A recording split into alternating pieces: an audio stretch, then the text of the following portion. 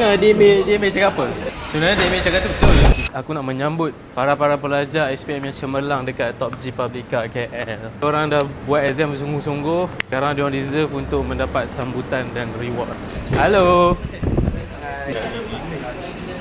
Kau semua target sambung mana? UiTM. Target lah besar sikit. Target UiTM. Dah tak dapat LA tu baru UiTM. Kau target mana Zakuan? Kau target mana?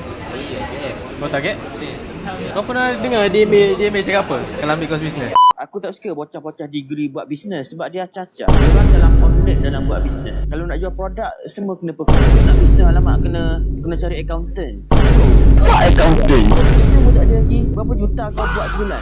Sebenarnya dia cakap tu betul. Kenapa orang tak nak percaya dia? Sebab dia tak ada pencapaian apa-apa. Dia cakap benda yang betul pun orang tak nak dengar. Kena dekat audience Melayu kita yang senang koyak dan reality macam tu. Ya, banyak benda dia cakap betul. Maybe sebab apa yang dia tengah cakap tu pasal dia. Faham? Dia anak masih matrik ke?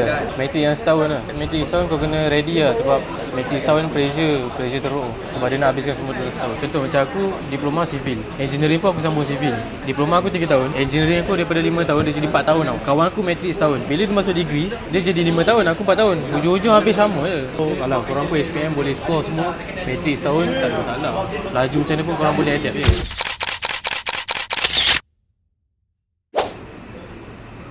Malaysia pakai ni je. Student-student yang cemerlang SPM. Kau tengok dapatlah dalam 600 belanja ramai ni makan. Dulu waktu aku cemerlang SPM tak ada siapa pun reward aku, tak ada siapa celebrate aku kan. So aku faham perasaan dia orang. Siapa yang aku tak reply tu minta maaf sebab ni semua yang cepat, ni semua yang reply cepat. So tu je lah rezeki dia orang. Aku menggalakkan semua untuk belajar bersungguh-sungguh, sambung belajar elok-elok, banggakan kedua-dua parent kau sebab edukasi tu penting.